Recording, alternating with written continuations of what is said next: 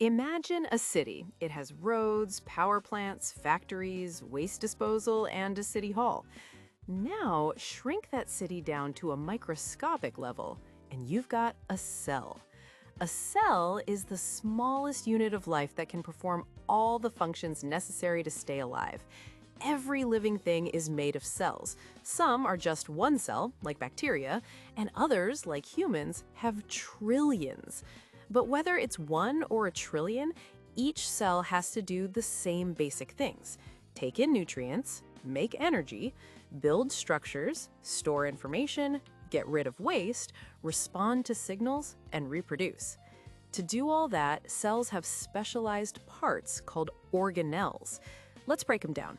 Start with the control center, the nucleus. This is like City Hall. It stores DNA, the instructions for making everything the cell needs. Inside the nucleus is the nucleolus, which builds ribosomes. The nucleus is surrounded by a double membrane with pores that control what goes in and out. DNA stays inside, but messenger RNA, or mRNA, leaves to carry instructions to the ribosomes. Ribosomes are the protein factories. They read the mRNA and build proteins by linking amino acids together. Some ribosomes float freely in the cytoplasm, while others are attached to the rough endoplasmic reticulum, or rough ER. The rough ER folds and modifies proteins, then sends them to the Golgi apparatus. Think of the Golgi like a post office. It sorts, packages, and ships proteins to where they need to go, inside the cell, to the membrane, or out of the cell entirely. Now, energy. Cells need power, and that comes from the mitochondria. These are the power plants. They take in food molecules and use oxygen to make ATP, the energy currency of the cell. In plant cells, there's also the chloroplast. It's like a solar panel. It captures sunlight and uses it to make sugar through photosynthesis. That sugar can then be used by mitochondria to make ATP. The membrane is the security gate. It controls what enters and leaves the cell. It's made of a phospholipid bilayer with embedded proteins. Small, nonpolar molecules like oxygen and carbon dioxide pass through easily. Water moves by osmosis. Ions and larger molecules need help from transport proteins. Some move passively, others require energy. The membrane also has receptors that detect signals like hormones and trigger responses inside the cell. Inside the membrane is the cytoplasm, a jelly-like fluid called cytosol, plus all the organelles. It's the factory floor where many chemical reactions happen. Supporting everything is the cytoskeleton, a network of protein filaments that gives the cell shape, helps it move, and acts like roads for transporting materials. Next, cleanup and storage. Lysosomes are the recycling centers. They contain enzymes that break down waste, damaged organelles, and invaders like bacteria. Peroxisomes detoxify harmful substances and break down fatty acids. In plant cells, the central vacuole stores water, nutrients, and waste.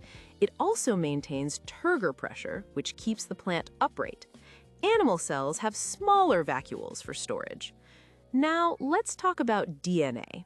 It's the blueprint. It stays in the nucleus, but when a protein needs to be made, a gene is transcribed into mRNA. That mRNA goes to a ribosome, which translates it into a protein. That protein might be an enzyme, a structural part, a receptor, or a transporter. This flow, DNA to RNA to protein, is how genetic information becomes function. Some cells move. They use cilia or flagella. Cilia are short and numerous, like oars on a boat. Flagella are long and whip-like, like a tail. Both are made of microtubules and powered by motor proteins. In plant cells, plasmodesmata are channels through the cell wall that let materials and signals pass between cells. Speaking of plant cells, they have a few extras. The cell wall is a rigid layer outside the membrane made of cellulose. It gives the cell structure and protects it. The chloroplast, as we said, does photosynthesis, and the central vacuole, again, stores water and helps keep the plant firm. Now, not all cells are the same.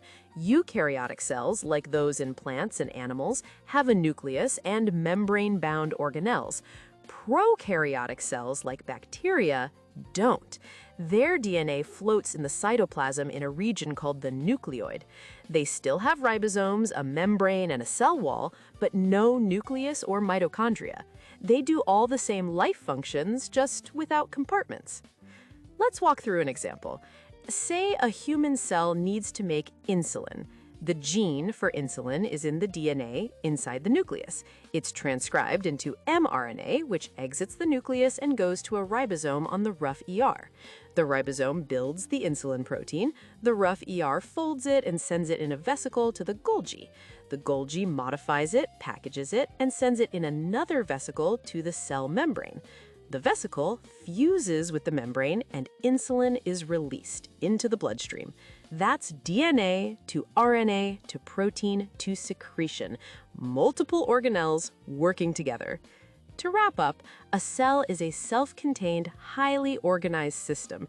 The membrane controls the environment, the nucleus stores instructions, ribosomes make proteins, the ER and Golgi process them and ship them, mitochondria make energy, lysosomes and peroxisomes clean up, the cytoskeleton supports and moves, and in plants, chloroplasts and cell walls add photosynthesis and structure. Every part has a job, and together they keep the cell and the organism alive.